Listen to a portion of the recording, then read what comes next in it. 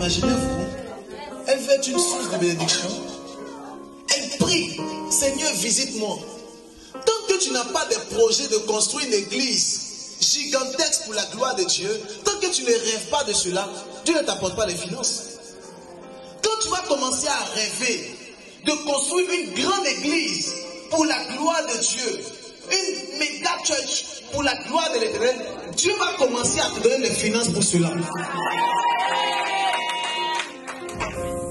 Quand tu vas commencer à avoir des projets d'ONG, d'orphelinat, avec le pasteur, vous travaillez sur ça, pour la gloire de Dieu, Dieu te bénira.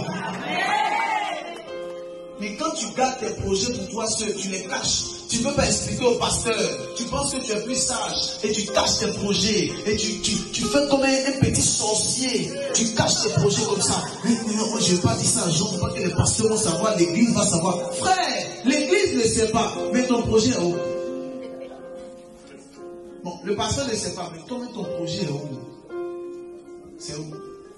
Arrivé un moment, il faut comprendre que les projets que Dieu met dans ton cœur, ce n'est pas pour te bénir toi, mais c'est pour bénir aussi l'église. Ce que Dieu met dans ton cœur, c'est pour que ce soit une source de bénédiction aussi pour l'église, pour la maison de Dieu.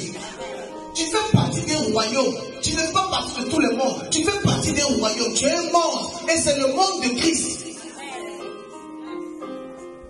Quand je dis ça, vous devez comprendre la pensée de Dieu. Chacun a un monde. Et Dieu a son monde.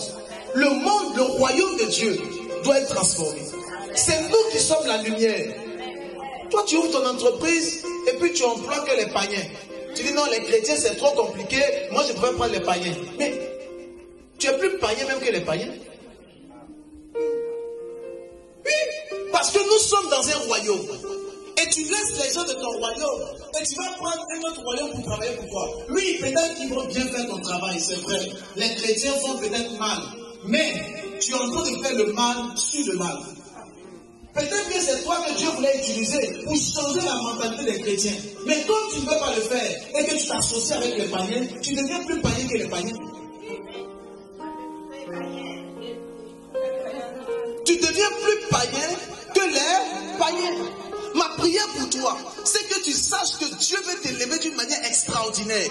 Mais tu dois fonctionner avec la maison de Dieu et avec le royaume de Jésus-Christ. Tu ne peux pas fonctionner sans Jésus, ni fonctionner sans sa maison. David a dit, je suis dans la joie lorsqu'on me dit, allons dans la maison de l'Éternel. Dans le psaume 27, verset 7, il dit tantôt que il y a une chose qui manque dans son cœur. On lui demande qu'est-ce que c'est. Il dit, je veux habiter dans la maison de l'Éternel.